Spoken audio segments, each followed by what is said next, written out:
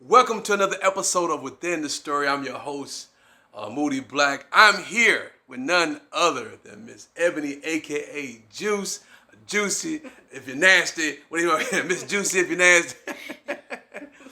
But I have our special guest today because this young lady, I think, is a phenomenal human being who epitomizes evolution, epitomizes growing, and also working towards growing in the art, especially in the art of spoken words. But yeah, so let's get to it. How long, have you been wanting? Because we've been talking about your aspirations of performing and writing and stuff. But how long have you been writing, or how long you been wanting to really get stuff out there?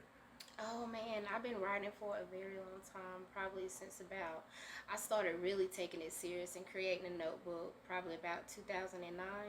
Oh wow, okay. And so, yeah, never read them out loud, but I started writing, my thoughts down, my personal feelings, and yeah. Well, how important is it now that you really want to get them out? How is it important to get your feelings out? What prompted you to want to be like, I want to share my thoughts on stage with everybody? What pushed you to get to that level of thinking? I honestly think life.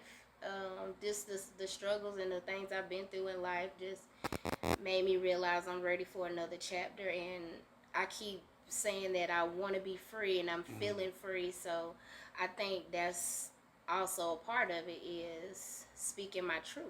I love it. Well, what I find interesting, just trying to or getting to know this young lady, is your growth, the evolution of trying to be on another level of consciousness. What got you? Because we all, especially being here in the South, I'm going to go ahead and say what it is. Being here in the Bible Belt in South Carolina, we're trained to think a certain way. But I'm starting to see an awakening, so to speak, the past several 10 years maybe. People starting to elevate and grow to another direction of thinking, especially on a level of consciousness and just some of the stuff I see you beyond, like the health, eating. Yeah. What got you to that level, especially of being health conscious? Because you do more vegan options, So what got you to that point? So I think one, like growing up in church and stuff, you question a lot, and I think I've always had questions, and I don't know, I guess I felt like I was raised to not ask questions or don't question God in a sense, and I just started reading more, picking up more books, Right. some history books, really wanting to know about myself and not what somebody else tell me about me. That's where it started, and just a lot of that reading definitely opened my mind. I think it flipped the way I think about things, and it definitely, I think one of the biggest things is for me is I learned that there's a line of truth in pretty much every Everything, sentence. yeah.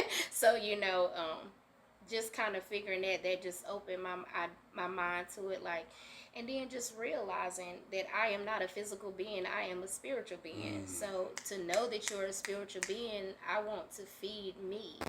I think, we say, people will step down off their bed and thank God, but you still discredit yourself. And you are the God-like being. So I feel like it's important for me to not only thank my ancestors, for waking me up, but also to show appreciation to the God in me. So that's where I'm changing my eating habits, realizing that, a lot of things that I eat shouldn't even be in my body, wondering why I'm constantly tired or up and down in my weight. Like, I had to realize I had to make a change. Like, starting new options, I can tell the difference in how I feel, eating more natural foods, eating, not just something processed that says it's a vegan option or, but actually eating more fruits and vegetables. I'd rather order and pay, that little extra money to have something fresh and, Right. through my body, especially if it's going to make me feel good. So. And you touched on something, especially as a person, like a lot of us, we've been trying to survive. We adapted this survival mentality. So especially if you're a certain income level, you got kids. I know I have, and it's easier to go to McDonald's, get that dollar Right. menu, Burger King, and whatnot. And I'm definitely guilty. Yeah. But I discovered, man, it costs a whole lot more to eat right.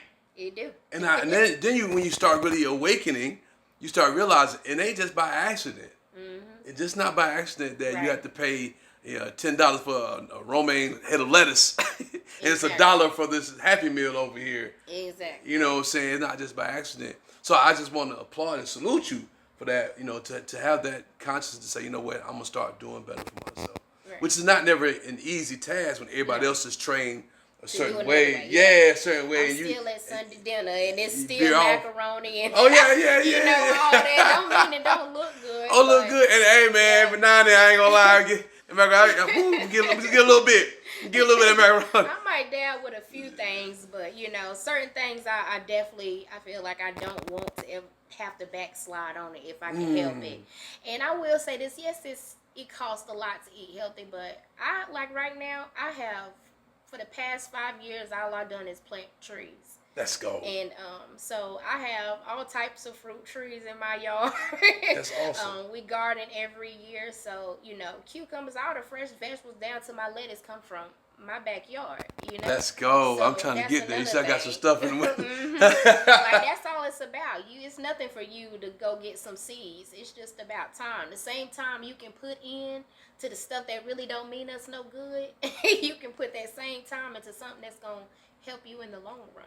So Exactly. that's man. all that's about. I read this thing where we say to talk about what you're talking about, how it does cost a lot for us to take care of ourselves. Right. But the thing I read is better to invest in yourself now than to invest yourself later. Like when you're sick, I'd rather pay all these dollars for healthy food than a hospital bill. Basically, what it's saying. Exactly. I'm just paraphrasing. I know I'm chopping it up, but yeah, you to invest yourself now for your health now versus eating bad and have to pay for hospital bills and medicine and all that just to stay alive later on. So I think that's definitely a good thing. If y'all listening, do your best. I know it may not be economical for you, but do your Right. best to start somewhere and think about how you treat your body. They say the body's a temple. We have to treat it like it's a temple. And I think that's really great that you actually planting seeds and trees and stuff like that. Have you noticed a lot more foods are becoming seedless? Yes, that's another thing. Speak on. Say it for the people in the back. Not even just that. I actually just the other week I bought some apples, and I got them at the flea market at the fruit stand, and I love apples and peanut butter. So cut me an apple. That's my little snack. And I ate half the apple, and I got sick as a dog. So the other half of the apple, I was sick all night. I left literally the apple on my nightstand. It wasn't even brown the next morning. So I was just like, that was a real outburst. Like, if I don't do nothing else, like I have to invest. Like, I don't care if it takes years for it to grow. Like, you can at least start somewhere.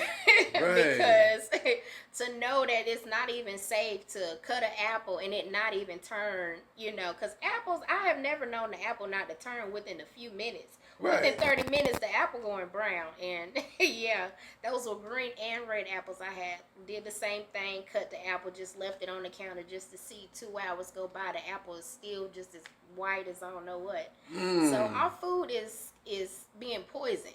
You may not look at it as poison because you're not dying right now, but it's killing you slowly because obviously it's too much chemicals in the food if it can't even turn like it's supposed to. That's a concern to me. Yeah, it should be. I remember I don't want none of that. being young, because you don't really know any better, eating watermelon. Oh, I hate to see seeds in the way or in apples. Like my son, he hates seeds. Like, nah, man, hey, it's healthy. Go ahead, just deal with it, or just take them out. But don't purposely try to get food without the seeds. Right. Because they're doing a lot to it. Yeah. I know I did a video on my comedy page. I'm at Walmart. It's like, all these watermelons ain't no seeds. I'm making jokes about it. But people was like commenting on my YouTube page, oh man, they're just doing that to it. You being ridiculous. I'm like, I'm being funny, but at the same time being serious. Right. Food is not supposed to not have seeds. Right. But I saw this thing recently about how they really doing that. So it gets to a point where they control the food. The government control the food. When we can't plant. If there's no seeds to plant, we can't fix our own food, make our own food. But I just think that's really great that you there not only health wise, that just consciously. But what was it I know you said you had to start like asking questions, reading books, but what was that final thing? Is, you know what? I'm gonna try this path. I'm gonna walk this path and see what happens. Other than, veering away from the traditional way of thinking. We always taught this thing. There's one way. Don't ask no questions. Is what it is, and we're gonna be all right. But what made you unplug from the matrix? I will honestly say realizing my power. Like they say the power lies in the tongue, and sometimes you don't realize how much. Like, I realized that the energy I give and put out into this universe is very real. It was really trusting in myself, trusting what, as they say, the God-like in me. So, that really was it. Like, I actually was going to court, which is crazy. Didn't really have anything to do with me, but I ended up, wrong place, wrong time, and so I had to deal with that or whatever. And I knew, it wasn't for me. And I'm like, I don't even need to see this courtroom. I just kept saying that. The night before I had to be in court, I was like, I don't need to see this courtroom. I was like, I'm not going to see this courtroom. I was so serious. I was so strong about, I believed what I said. That was the thing. Like, I really believed, and I was so adamant about it, and I wrote it down. And when I got there, I walked in. They asked me my name. He said, hold on. He brought me my papers, and I walked out that door. Let's go. I didn't see You that manifested courtroom. it. You manifested. And I realized then the power that I in a sense, you call it prayer, and I say meditation, and it's, to me, it's all the same. All the same. It's the same. So like seeing that power in what I could have and creating for myself. And it's not, sometimes people get caught up thinking you can talk about the stuff that you want, like, I can manifest a bunch of money. Like, you gotta work. Like you gotta put the work in on.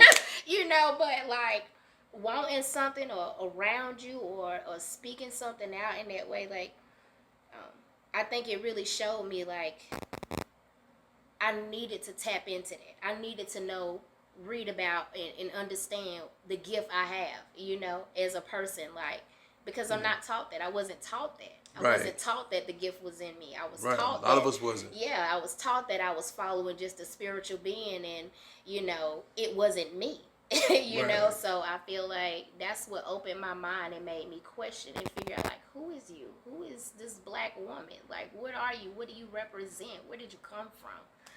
Besides your mama. Right. Yeah, that's what really did it for me. Wow, that's awesome. That's awesome, man. And hopefully y'all can listen to this, man. And maybe this can plant the seed, no pun intended, for yourself to evolve, man. Because you got to think this life is bigger than what's often presented to us. You know what I'm saying? And that's one of the main reasons I wanted to interview so people can see that, man. We all start somewhere not really knowing, but it takes something happen to make us grow and question those things. And there's nothing wrong with questioning. Obviously, and that they help lead you to where you want to go. All right. So, in conclusion, I say, man, I do want to change some things up. We're gonna have some fun right quick. I want to ask some fun questions. We're gonna do would you rather. All right. We're gonna change the segment a little bit. We're gonna have some fun before we get out of here. So I'm gonna ask some questions, and you just go. Tell me which one you rather do. All right. Ooh. All right. We'll start out light. Would you rather shout all of the time or only be able to whisper? Ooh, shout all the time. Really? Because I get too excited too fast, and I'm going to need to shout. Okay, all right. Would you rather be a member of the Kardashian family or a member of the Obama family? I take the Obamas. I think everybody would be like the Obama. I'm more cool, collective, sensible. Now, you choose the Kardashian, you might be rich. I don't need them. Might do some strange for some change. But rich is a state of mind. I've been there. It all depends on how you define rich. Hey, there you go. Might cost you something, but you be rich. Yeah, exactly. All right, here we go.